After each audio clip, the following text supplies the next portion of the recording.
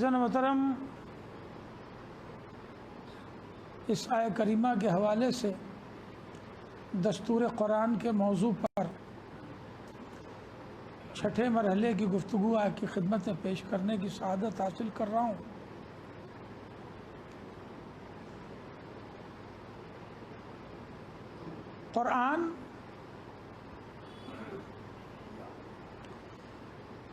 قرآن ہدایت ہے،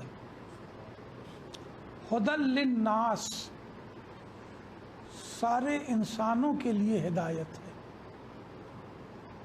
یہ سمجھ لیا گیا کہ قرآن مسلمانوں کی کتاب ہے۔ قرآن نے کہیں نہیں کہا کہ ہم مسلمانوں کے لیے نازل ہوئے۔ قرآن نے کہا ہدی للناس وبینات من الہدی والفرقان، میں انسانوں کی ہدایت کے لیے ہوں اور میں تمیز حق و باطل ہوں۔ قرآن کا کتنا خوبصورت دعویٰ ہے کہ قرآن کہہ رہا ہے میں تمیز حق و باطل ہوں، یعنی مجھے پڑھ کے تمہیں حق اور باطل کو تمیز کرنے کا شعور پیدا ہو جائے گا۔ اور یہی قرآن کہہ رہا ہے کہ فیہ شفاء، اس میں شفا بھی ہے، اس میں شفا بھی ہے۔ تو آپ کو شفا چاہیے تو شفا لے لیں، ہدایت چاہیے تو ہدایت لے لیں، دونوں چاہیے تو دونوں لے لیں۔ اور کریں اب یہ آپ کے اپنے سلیقے کے اوپر ڈیپینڈ کرتا ہے کہ آپ اس سے کیا لینا چاہتے ہیں اور آپ کا اس کے اوپر کیا ایمان ہے۔ مثلاً شفا کے حوالے سے قرآن کا ایک سورہ ہے جو دل کہلاتا ہے۔ کیا نام ہے اس سورہ کا؟ سورہ یاسین۔ یہ پڑھا کب جاتا ہے؟ جب دل فیل ہو جاتا ہے۔ جو ہارٹ فیل ہونے کے بعد ہی نہ پڑھا جاتا ہے سورہ یاسین، یا یہ کہ حالت احتضار میں ہو تو پڑھا جاتا ہے سورہ یاسین۔ تو دل کا کام زندگی دینا ہے۔ قرآن کا دل ہے سورہ یاسین، مگر ہم نے کہیں نہ کہیں یہ سمجھ لیا ہے کہ یہ مرنے والے کے سرہانے پڑھا جاتا ہے۔ اب نتیجہ یہ ہے کہ زندگی میں اسے پڑھ کے ہم فائدہ ہی نہیں اٹھانا چاہتے۔ غور کر رہے ہیں ہم؟ اسی طرح ایک بات آپ کو روز دے رہا ہوں، آج پھر ایک بات دے رہا ہوں۔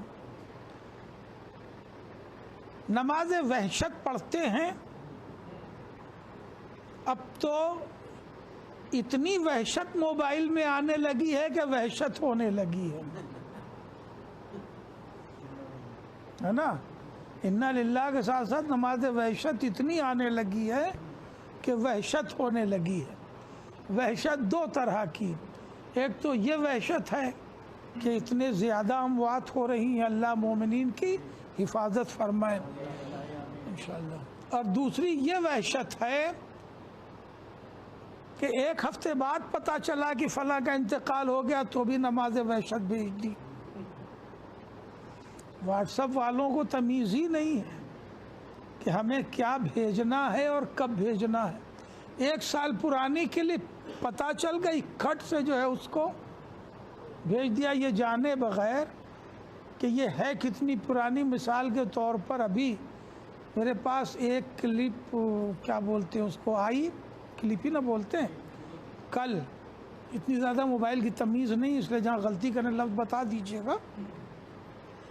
تو اس میں تھا کہ یہ بچہ 3 مہینے سے 45 دنوں سے اپنے ماں باپ سے بچھڑا ہوا ہے، اس کو ان کے ماں باپ تک پہنچانے کے لیے زیادہ سے زیادہ شیئر کیجیے۔ اور یہ 3 سال پرانی خبر ہے اور بچہ پہنچ بھی چکا ہے۔ غیر کہ موبائل کے پیٹ میں تو پڑا ہی رہتا ہے کہیں نہ کہیں، وہ جیسے ہی ملتا ہے بس انہیں ہمدردی جوش میں آتی ہے، کھٹاک سے بھیج دیتے ہیں۔ ایسے ہی محمل حدیثیں بھیجی جا رہی ہیں جھوٹی روایتیں بھیجی جا رہی ہیں. تو اس لیے میں نے کہا کہ اب موبائل سے وحشت ہونے لگی. تو میں عرض کر رہا تھا نماز وحشت. نماز وحشت میں کیا پڑھتے ہیں؟ پہلی رکعت میں سورہ حمد کے ساتھ پڑھتے ہیں آیت الکرسی، اور دوسری رکعت میں سورہ حمد کے ساتھ پڑھتے ہیں سورہ قدر.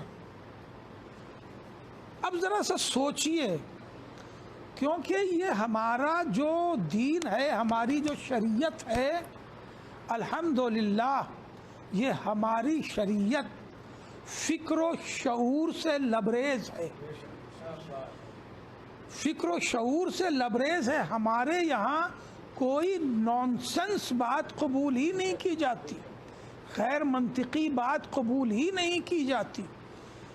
اور سب سے بڑا احسان ہے ان مجلسوں کا کہ جو ہر سال دین کے کورس کو ریفریش کر دیا کرتی ہیں. توجہ ہے، صلوات پڑھے محمد و آل محمد. ہر سال دین کے کورس کو یہ مجلسیں نوجوانوں کے ذہن میں، جوانوں کے ذہن میں ریفریش کر دیتی ہیں، بھولی ہوئی باتیں یاد دلا دیتی ہیں. اور اسی بنیاد پر یہ بات کہی جاتی ہے کہ ہمارے بچے دوسروں کے علماء سے بہتر ہوتے ہیں. اس میں کوئی شک نہیں ہے.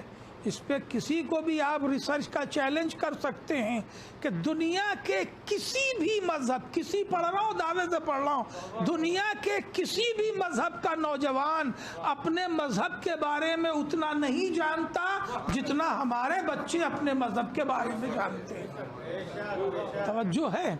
اور لطف یہ ہے کہ ان مجلسوں سے، جملہ رائے گا نہ کیجیے گا، صرف اپنے ہی مذہب کے بارے میں نہیں جانتے، دوسروں کے بارے میں بھی اتنا جانتے ہیں کہ کبھی بھی کمپریٹیو اسٹڈی کر کے نتیجہ دے سکتے.